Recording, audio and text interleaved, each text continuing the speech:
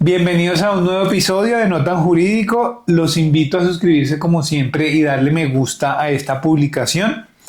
Y hoy específicamente vamos a hablar del derecho de la competencia.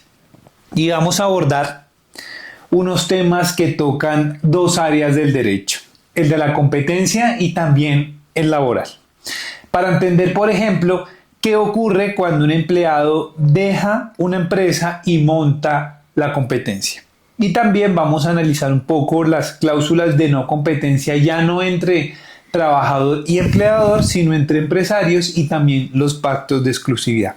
Todo esto, como siempre, estamos en compañía de un experto. En este caso estamos con Dionisio de la Cruz, que es abogado de la Universidad Externado de Colombia. Ha sido superintendente delegado para asuntos jurisdiccionales de la Superintendencia de Industria y Comercio, profesor en pregrado y posgrado de distintas universidades en todos estos temas. Es un reconocido abogado y tratadista y tiene un libro que yo lo tengo aquí a la mano y lo recomiendo mucho, que es La competencia desleal en Colombia, un estudio sustantivo de la ley, de la editorial Universidad Externado de Colombia. Bienvenido, Dionisio, a No Tan Jurídico. Jairo, muchas gracias. Buenos días a todos. Bueno, Dionisio, ¿cómo llega primero a interesarse por el derecho de la competencia? Fue una de las áreas de interés desde quinto año de derecho, quizás, que tuve las primeras noticias del derecho de la competencia. En esa época no estaba para nada el tema en boga. De hecho, apenas acababa de expedirse el decreto 2153 del año 92. Y entonces era un tema muy novedoso y pues siempre fue de mi interés. Afortunadamente, posteriormente, después que me gradué, tuve la posibilidad de trabajar en la Superintendencia de Industria y Comercio. Previamente hice mi tesis sobre prácticas comerciales restrictivas y luego me pude vincular a la superintendencia y ya de ahí en adelante mi vida laboral, profesional ha girado en torno al derecho de la competencia. Y bueno, usted nos decía que para ese momento era un tema muy novedoso. ¿Qué ha cambiado, digamos, desde el momento en que usted se interesó, entiendo, quinto año de derecho, a hoy? ¿Cuál ha sido el cambio? Digamos, la gente ya es mucho más consciente del derecho a la competencia. ¿Qué ha cambiado? Claro que sí, muchísimo. Ya hoy día, digamos, el tema del derecho de la competencia está en la mente tanto de los empresarios como de los consumidores y también de los trabajadores. Entonces ya no hay que hablar de qué se trata el derecho de la competencia, sino cómo se aplica.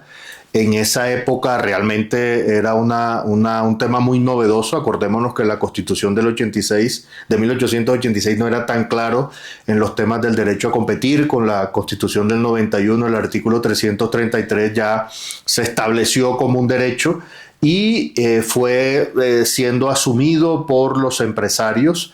Y igualmente la apertura de la economía ha hecho que el derecho a la competencia se sitúe como una de las áreas del derecho comercial de más desarrollo y de más importancia para la competencia, para el desarrollo del mercado en general. Así que el avance ha sido muchísimo. ¿Y en qué momento aparece el libro? ¿En qué momento aparece el libro? El libro aparece en un momento en que adentrándome mucho más en el tema de la competencia. Inicialmente me interesó más el tema de las prácticas restrictivas, luego empecé a conocer el tema de la competencia desleal a partir de las competencias que se generaron a la superintendencia por la ley 446 del 98, las facultades jurisdiccionales, y más bien fue un interés de curiosidad porque me di cuenta que no había nada escrito, no había muchas cosas escritas. Había la doctrina que se encontraba era extranjera, básicamente, y eso me originó la curiosidad de investigar y de entender qué era eso de la competencia desleal. Entonces de ahí se originó como la primera versión del libro y con el apoyo de la universidad pues pude investigar al respecto. Ok, bueno, ya nos ha ido hablando un poquito, entonces entremos de pronto para los que no tengan tan claro el tema del derecho a la competencia. ¿Qué es el derecho a la competencia? ¿Por qué es importante para la economía de un país y para todos? Porque lo particular que tiene además el derecho a la competencia, y ya vamos a ver desde el área que estemos viendo, pero es un tema que nos termina afectando a todos. Entonces, si nos puede contar un poquito. Claro que sí, muchísimo. El derecho de la competencia debe verse como un límite al ejercicio de las actividades económicas realmente. Y como tal surgió a partir de digamos, el cambio de paradigma que históricamente se dio posterior a la Revolución Francesa, en donde el ejercicio de actividades económicas se tomó como un derecho, no como una prerrogativa. De ahí que el principio general es la libre concurrencia, es decir, la posibilidad que tenemos todos de ejercer cualquier actividad económica. Entonces, el derecho a la competencia surgió para limitar precisamente el ejercicio de ese derecho, para evitar que el abuso del derecho a competir de alguna manera nulificara todos los beneficios que trae la competencia. La competencia debe verse como un estado, una manera de ejercer las actividades económicas que permita beneficios para todos los agentes en el mercado. Es decir, la competencia no solo, o en primer lugar, beneficia a los consumidores, a todos nosotros, nos da la posibilidad de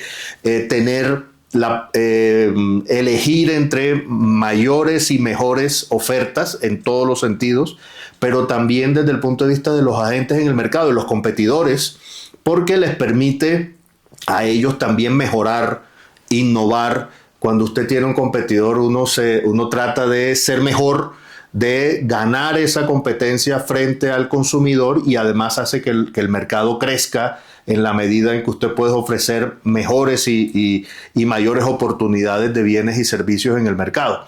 Entonces, la competencia realmente se forja como una defensa del mercado, una defensa del consumidor y una defensa también de los competidores dentro de ese mercado.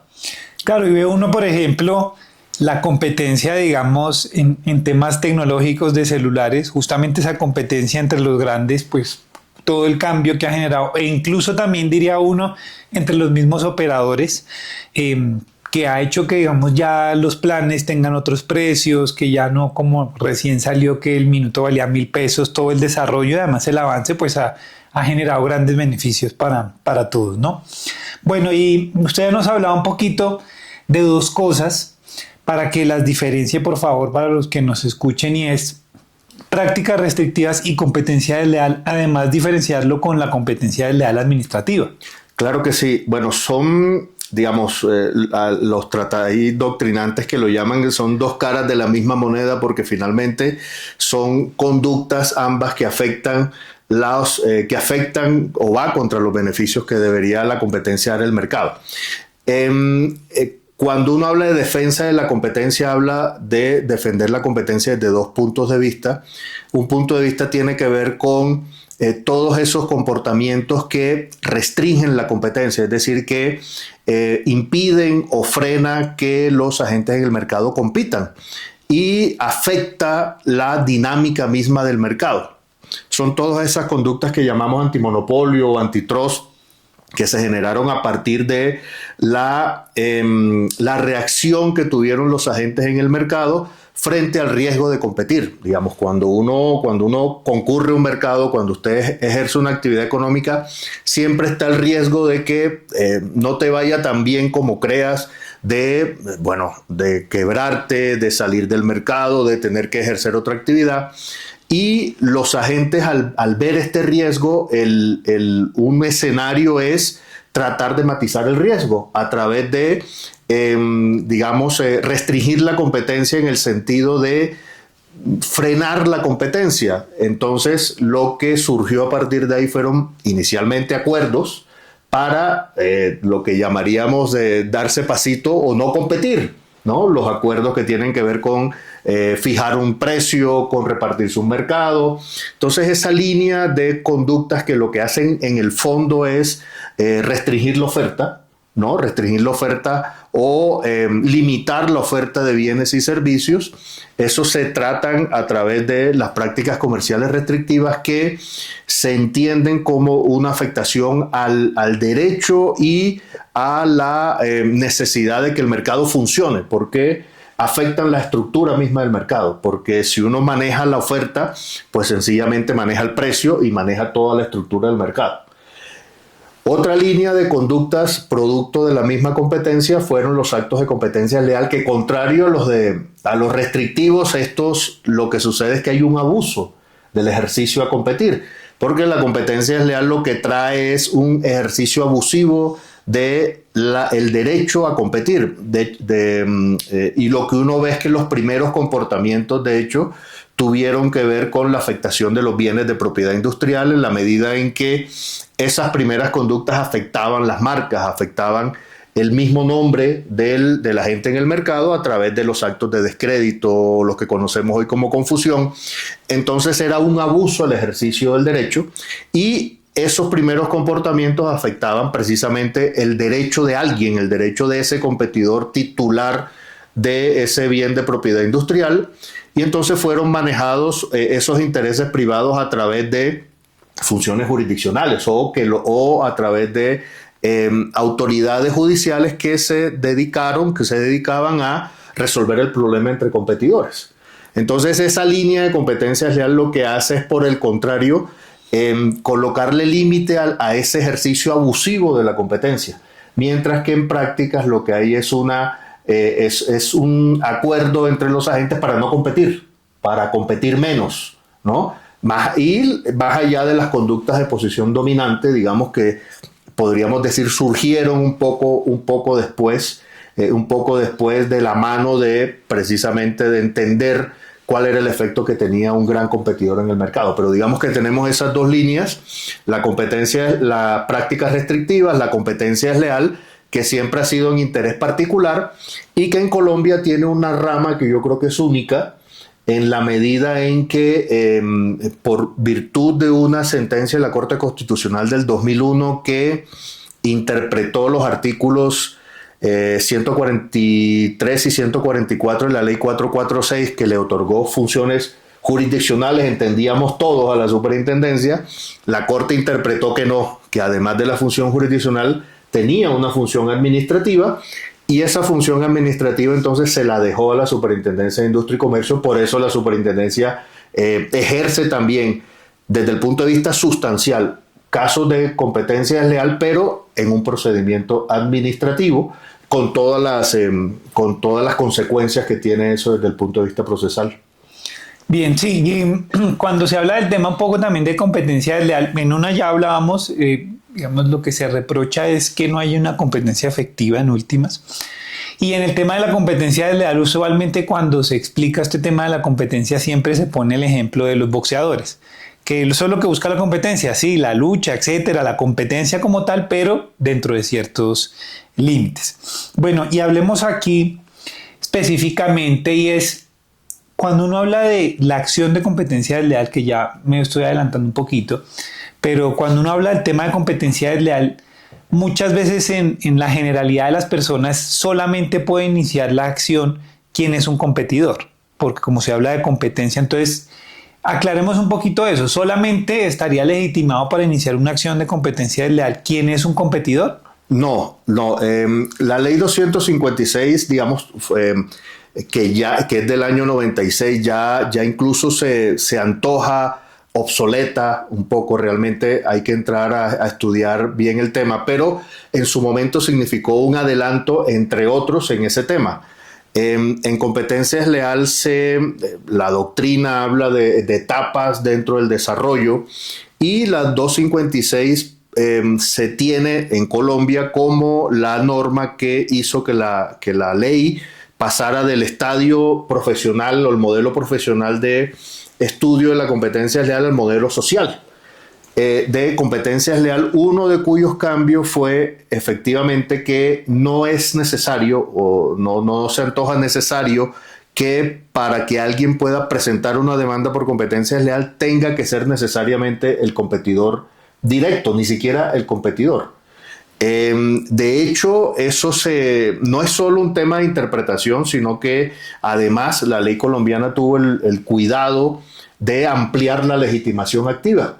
Como sabes, Jairo, en los artículos 20 y 23 de la ley se establece que además de la legitimación, digamos, natural de cualquier acción, en el sentido de que cualquiera que se sienta afectado, se amplió a unos legitimados, digamos, colectivos, que podríamos hablar colectivos o que protegen el interés público de la competencia.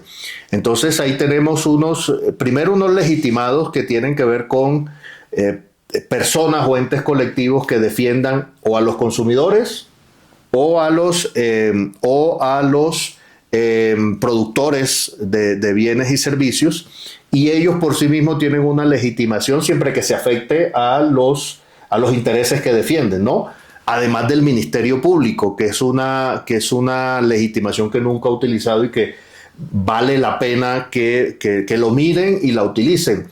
De hecho, y aprovecho este punto para tocar este tema del Ministerio Público, yo creo que realmente quien tiene interés en salvaguardar el interés colectivo en la competencia leal no es la Superintendencia en Uso de Facultades Administrativas, es el Ministerio Público.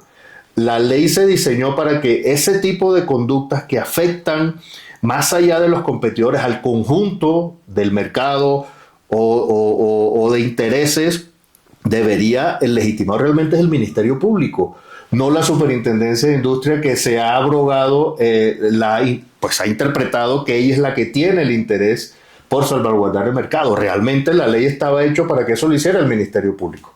Pero bueno, dejo ese punto ahí. Entonces, todo para decir que en cuanto a la legitimación, ya no es necesario que sea necesariamente el competidor directo, sino que incluso hay otros agentes colectivos, digámoslo así, o que representan intereses colectivos que puedan ejercer la legitimación, y directamente el ámbito de aplicación subjetivo precisamente dice que no es necesario que haya competencia directa entre los agentes en el mercado para poder presentar la acción. Otra cosa es que existen, o yo digo que son rezagos en algunas conductas, que para la tipificación sí entienden que podría o es necesario, dentro de los elementos del tipo, probar que hay una competencia directa. Pero eso tiene que ver con la tipificación de la conducta, no con la legitimación, que son dos temas diferentes. Y aquí frente a la legitimación por pasiva, ¿yo podría iniciar una acción en contra de un consumidor? Yo creo que sí. Y creo que el ejemplo podría ser ese consumidor que sale, digamos, a medios, etcétera, a decir cosas que no son ciertas, por ejemplo, de mi producto que genera daños o que es hecho de X o Y material. ¿Podría entonces, y en su opinión, y no sé si conoce algún antecedente en donde quien haya sido demandado haya sido un consumidor? No, pero comparto contigo, yo creo que sí. La ley lo que quiere es que, asimismo como todos los agentes del mercado tienen derechos, ¿no? El derecho a demandar, la legitimación para demandar, el derecho a que el mercado funcione de manera transparente, de la misma forma también tiene obligaciones de ese consumidor. Obviamente ahí el problema es cómo conjugar el tema de la libre expresión frente a un comportamiento que pueda entenderse como un comportamiento dentro de, digamos, en ejercicio del derecho de la libertad de concurrencia, que ahí puede haber un tema de interpretación, pero hoy día con las redes, por ejemplo, yo creo que hay como varias categorías. Entonces pensemos en el influencer, que es un nuevo jugador dentro del mercado que para mí claramente es un empresario. Es un profesional que ejerce una actividad económica, ya sea a nombre propio o ya sea pagado o a nombre de un tercero. Digamos, ese es uno. El otro es el que está en la mitad. Es una persona natural que es muy activo en redes. Y es posible que su actividad económica principal no sea esa, pero sí afecta al mercado, ¿no? Sí afecta al mercado. Y yo pondría en el tercer puesto el consumidor. Es decir, cualquier persona, el ama de casa, cualquiera que nos esté viendo y que simplemente utilice las redes para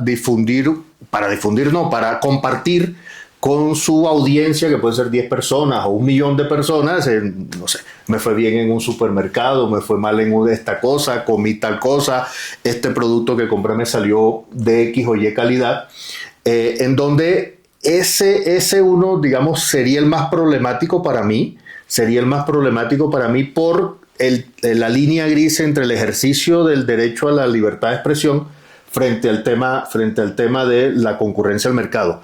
Los otros dos yo creería que sí son legitimados por pasiva para una eventual conducta de competencia desleal, más aún si están ejerciendo la actividad patrocinados o pagados y no cumplen con el deber de informar. Más aún porque además están actuando de mala fe, porque no están poniendo sobre la mesa toda la información, no están actuando a nombre propio, sino bajo un esquema de patrocinio o de pago de un tercero.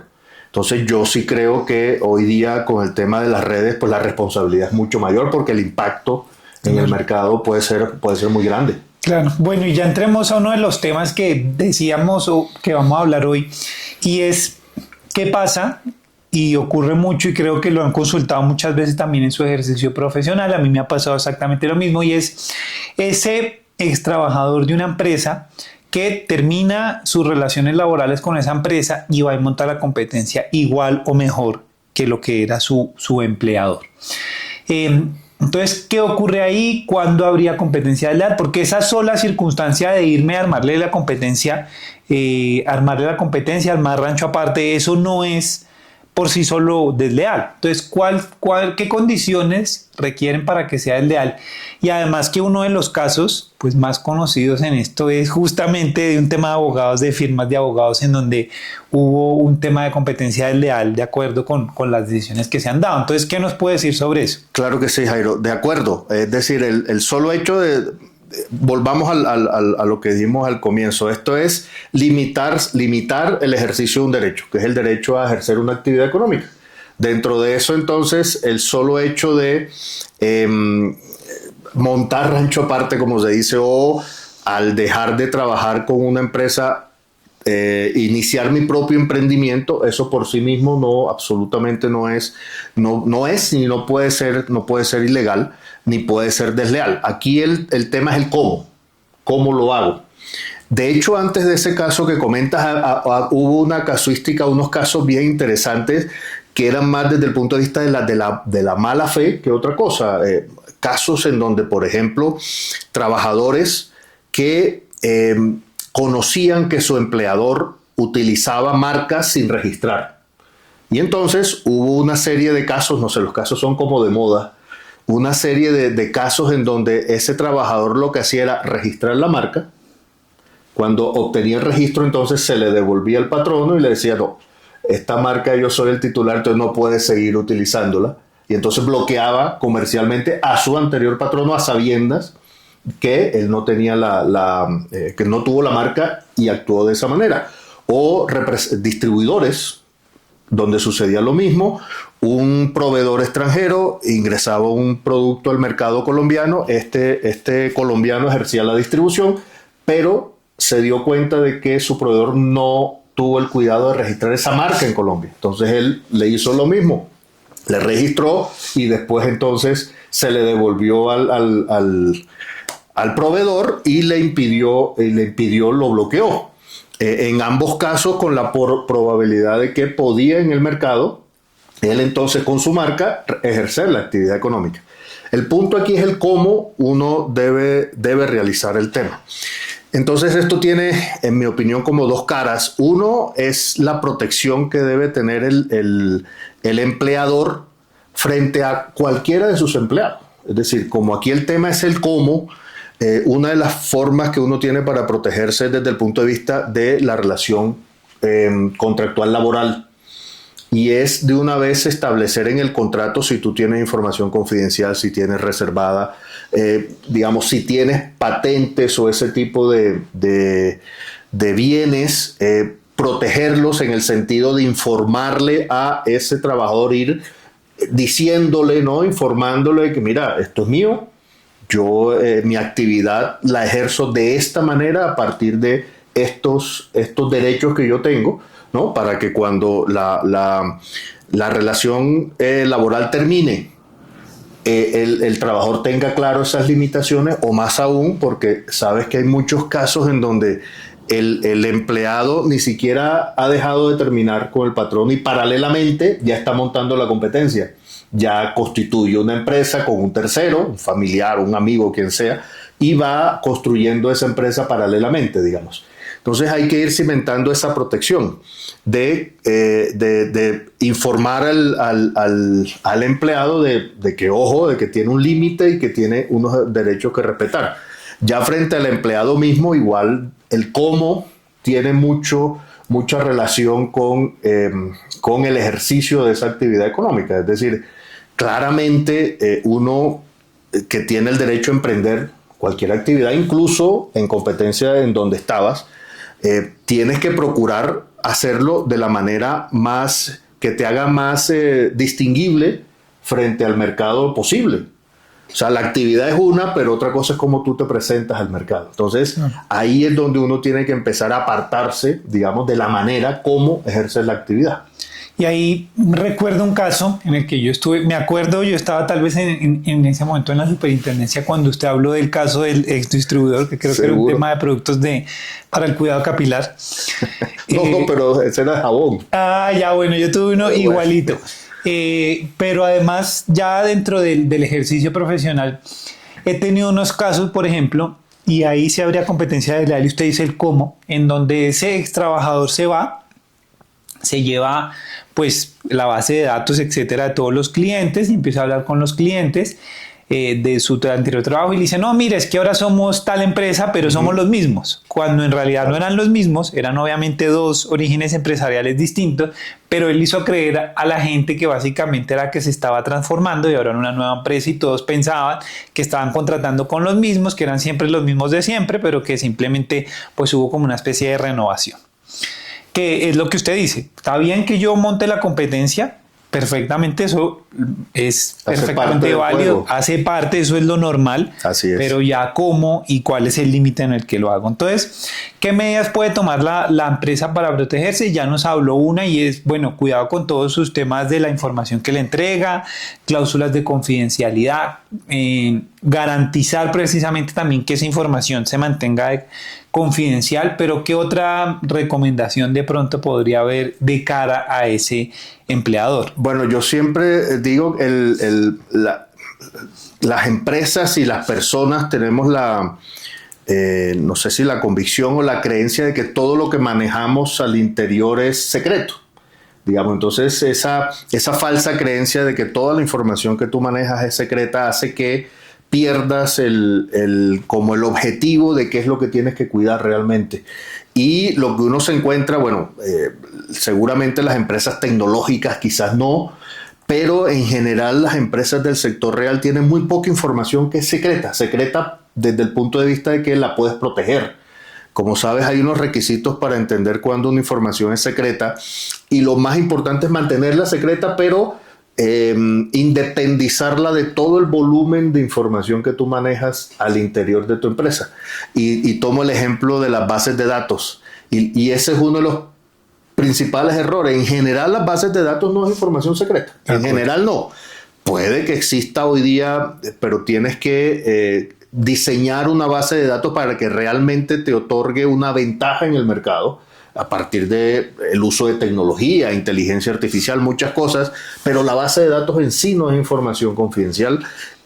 Puede que de ahí se derive una información confidencial o secreta, pero uno tiene que crear la información, es decir, documentarla y darle forma, no dejarlo como algo etéreo y que es muy normal en los contratos laborales donde dicen todo lo que usted conozca es secreto. No, o sea, como te digo, de hecho, la gran mayoría de lo que tú conoces es información que no se considera secreta. Entonces, uno debe crear esa información, documentarla y protegerla mientras el empleado siga contigo. Por ejemplo, impedir que el acceso sea generalizado, ¿no? Que ese acceso sea un acceso solo para ciertas personas, darle trazabilidad a ese acceso, claves. Hoy día, tecnológicamente, hay muchas formas de impedir el acceso a información. o por lo menos tener la trazabilidad de ese acceso a esa información para tú realmente protegerla, porque va a ser muy difícil que una información nunca se sepa. Siempre se va a saber. Lo importante es que tú puedas protegerla y ya a partir de esa protección contractual inicial va a ser posible que posteriormente tú puedas reclamar perjuicios o cuando el empleado pues salga o poder decirle, mucho cuidado, aquí hay una cláusula que impide que tú hagas estas cosas o que utilices esta información, pero ya le das una cara y le das un rostro al tema. Claro. Claro, sí. Muy interesante porque muchas veces los no terminan fallando a favor precisamente con temas de violación de secretos porque se dan cuenta que era información que todo el mundo tenía acceso o que era información o que no se protegió o que era simplemente información que habían sacado de internet y bases de datos públicas que cualquier persona fácilmente la habría podido conseguir. Claro, hoy día con el tema de las redes y uno googlea y casi que o sea, no hay un tema donde tú puedas rajar a Google, o sea, todo te sale. Entonces eso es muy complicado. De acuerdo. Bueno, y ya nos ha hablado usted un poco de una primera parte y es las cláusulas de confidencialidad en los contratos. Y creo que en su ejercicio profesional, y pasa mucho, le consultan a uno, oiga, ¿yo puedo incluir o no cláusulas de no competencia en los contratos laborales? Es decir, que una vez mi empleado se vaya, no pueda montar la competencia o trabajar con el competidor. Entonces, la respuesta evidentemente es que no, pero quisiera que nos explicara un poquito la razón de ser y cuál es esa limitación. Digamos, yo más que no, yo diría que depende, aunque el depende claramente es la excepción del tema. Bueno, lo primero es que esa cláusula tiene que ser accesoria a un contrato principal. Es decir, lo que uno sí no puede hacer es, una vez observas o crees que es inminente que este funcionario, este empleado va a salir, en mi opinión, ahí sí no es el momento para firmar un contrato, una cláusula de no competencia. Uno debería tener esa precaución desde antes, porque debe ser accesoria al contrato principal, que en este caso sería el contrato laboral o eventualmente de prestación de servicios, ¿no? Un contrato en donde esta persona vaya a hacer algo por ti, y ahí es donde le vas a agregar la cláusula. Hay un caso muy bonito, Jairo, de hace unos años de una persona que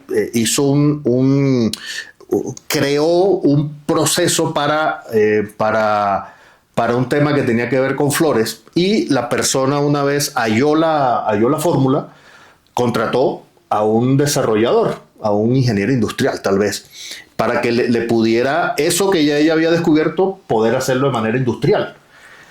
Tuvo la precaución de agregar en la cláusula una cláusula de confidencialidad donde le dijo, ojo, que esto que yo le estoy diciendo a usted, el cómo, es secreto. Es mi información, es como yo lo he descubierto que debe hacerse. Y eso le permitió protegerse frente a esta persona que contrató, que le duplicó la información que ella le dio. Entonces no era un contrato, era un contrato de obra, de hecho, era un contrato de obra en donde ahí esta persona protegió su información, dándole ese carácter e impidió que esta persona lo duplicara. Por eso es que el contrato debe ir a anexo a uno principal, debe ser accesorio a ese principal, porque si lo haces después, ya yo creo que ahí sí te complica, porque ahí sí el objeto sería incluso para mí objeto ilícito. O sea, si ya la persona va a salir, el día en que tú le entregas la liquidación, le vas a firmar el contrato, yo creo que ese es un contrato principal y ahí sí yo creo que sería nulo de pleno derecho. Pero si es accesorio y se maneja como tal, es decir, en el sentido de que va atado a un contrato principal, pero además es razonable porque no, si la persona va a obtener una información en la empresa o va a realizar una labor que realmente no tiene consigo una información particularmente confidencial, que tú le metas una cláusula de no competencia a alguien que no maneje esa información, yo creo que parecería desproporcionado frente a la limitación del derecho.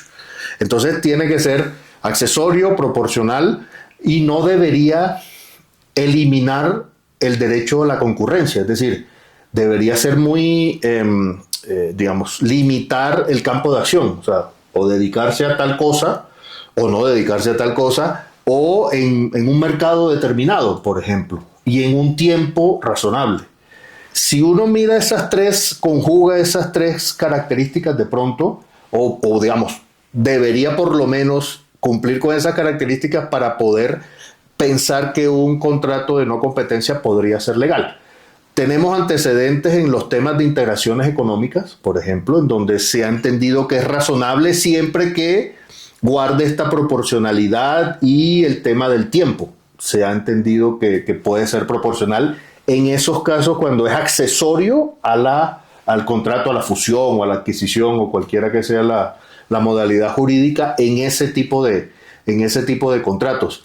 El otro tema puede ser el que si yo quiero pactar, pues tenga una equivalencia económica. Es decir, no sé, en 2 años no vas a montar un negocio de venta de leña, pero te voy a reconocer esta prima, no sé, algo por el estilo, en donde uno puede entender que casi, digamos, es equivalente a que la persona siguiera trabajando contigo.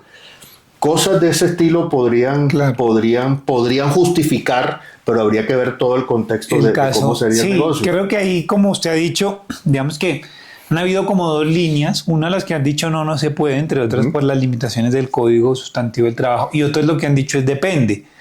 Hay que mirar lo que usted dice, las condiciones. De pronto, si es un directivo con cierta confianza que tenía acceso a cierta información, y además importante lo que usted también hablaba, y que de cierta manera hay unos antecedentes jurisprudenciales que parecieran permitirlo, y es bueno, usted puede hacerlo también si le da una contraprestación, que era lo que usted señalaba, les da por ejemplo mensualmente tanto para que usted no me monte la competencia por un tiempo determinado. Sí, y además en esos negocios donde a la persona es quien forjó el negocio. Es decir, cuando la persona a quien uno le adquiere o le compra es el alma, digamos, del negocio que tú adquieres, es probable que esa persona, si pues sale a ejercer su derecho de actividad económica y monta el mismo negocio, probablemente su conocimiento, pero también su nombre en el mercado hace que los proveedores lo sigan, que ciertos trabajadores lo sigan, y entonces un poco para proteger también al adquirente, que no compre una cáscara, finalmente un cascarón, sino que le permita de alguna manera, por lo menos por un tiempo, afianzarse y conocer el negocio. Claro, y yo creo además que digamos, la interpretación debe cambiar un poco dependiendo de si estamos entre el empleado y el empleador, a si estamos entre 2 empresas grandes, ¿cierto? Ahí claro. Pues obviamente el análisis cambió bastante. Claro, y hoy los temas tecnológicos hace que uno cambie digamos, el contexto debería ser mucho más cerrado, porque en estas empresas, por ejemplo, de tecnología, muchas veces el de la idea es un tipo, un genio, un ingeniero, un matemático, y de pronto él es el hombre. Entonces, digamos, uno podría justificar que esta persona de alguna manera no ejerza o no sé, no cree un algoritmo para lo mismo o algo por el estilo, claro, mientras yo me afianzo en el mercado y en el negocio. Bueno, y hablemos ya para ir terminando un poco el tema de los pactos desleales de exclusividad. ¿Cuándo podríamos decir que eso es violatorio de la competencia? Hubo unas decisiones. Sí. En donde parecía indicar que el solo hecho de pactar cláusulas de exclusividad era competencia desleal, y ya digamos la jurisprudencia ha ido matizando el tema a pues depende, un poco con lo que hemos venido hablando, hay que analizar el caso, depende. Entonces, si nos puede contar un poquito de eso. Claro, lo primero, como acabas de decir, es que los pactos de leal exclusividad son permitidos en la ley colombiana. Son permitidos porque recuerda que en la 256 derogó expresamente la posibilidad de pactar exclusividad en el contrato de suministro que estaba en el Código de Comercio.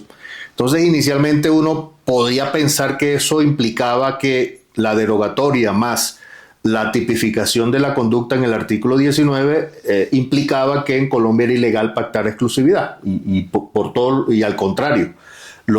Como se debe interpretar ese artículo y esa derogatoria es que es posible pactar exclusividad, pero tendría un límite, y es el límite del artículo 19 de la ley 256. Es decir, que uno solamente cuando la exclusividad implique lo que en general podríamos hablar del cierre de un mercado, o que implique o la obstrucción o sencillamente impedir que alguien acceda a un mercado, cuando la cláusula tiene ese efecto solamente, entonces podríamos pensar en que la exclusividad, la cláusula de exclusividad es desleal, que realmente parece no tan fácil de tipificarse, digamos, y de demostrarse. Bueno, más allá que realmente esa conducta parece que no perteneciera a competencia desleal. Yo creo que fue alguna equivocación del legislador cuando estaban discutiendo el proyecto de ley, que se les quedó ese artículo ahí que más parece una práctica restrictiva, pero bueno, ahí lo tenemos como competencia desleal y hay que desarrollarlo como tal.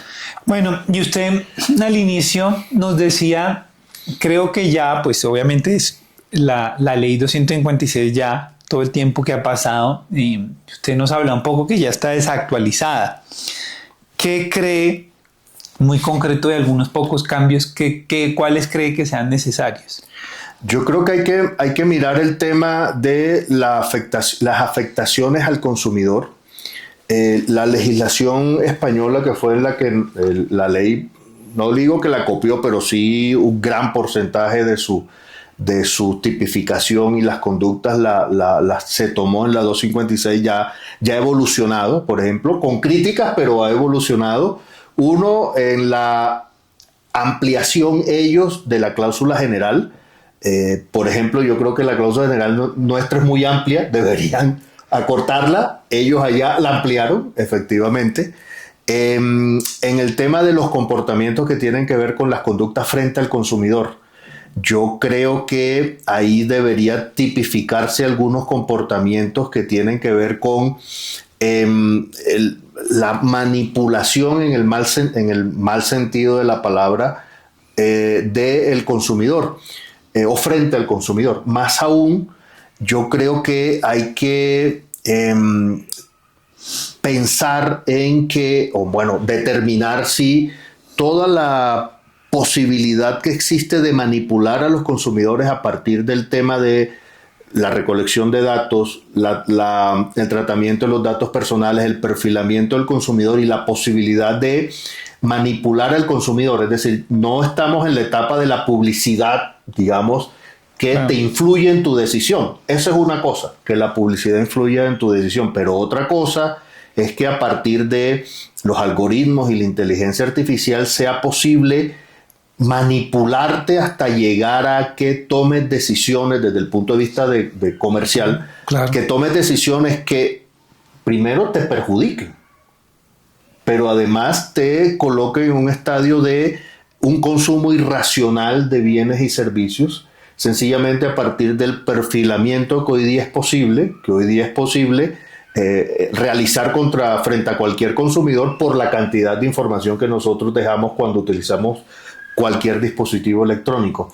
Yo creo que eso hay que valorarlo para ver si eso es deseable o no. Vuelvo y te digo, una cosa es competir y ser innovador, y la publicidad toda la vida ha existido y eso está bien, digamos, eso hace parte del mercado, pero pensar en cuando ya esa publicidad tiene la posibilidad de ser tan intromisiva y tan dirigida que te manipula, o sea, llevándote a tomar decisiones, como te digo, o que son irracionales o te afectan como persona, como individuo.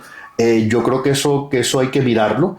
Obviamente estamos en el punto en que la inteligencia artificial no sabemos dónde va, pero fíjate que la regulación europea de inteligencia artificial del año pasado ya estableció que es prohibido, tiene como una práctica prohibida que tú desarrolles herramientas con inteligencia artificial para manipular. Claro. Además de discriminar, pero para manipular.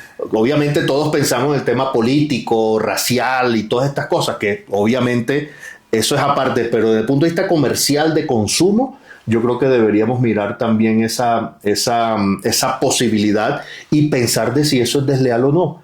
De la misma manera en que es desleal utilizar falsedades o inducir error, deberíamos pensar en que si es o no desleal, perfilar a los consumidores e incitarlos a consumir, no por las bondades de mi producto, sino a partir del manejo de su perfilamiento, sus miedos, su ignorancia, sus discapacidades, ¿no? A eso me refiero con manipulación, no simplemente influir. Claro. Bueno, y ya para terminar... Bueno, y te interrumpo, y el tema de las legitimaciones. Claro, por ejemplo, ese tema también, legitimaciones, pensar en los influencers.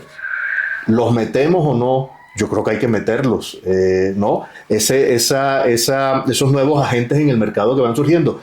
Hay influencers virtuales, por ejemplo, o sea, hay influencers, de hecho, tú los ves y es casi imposible distinguir si es un ser humano o no.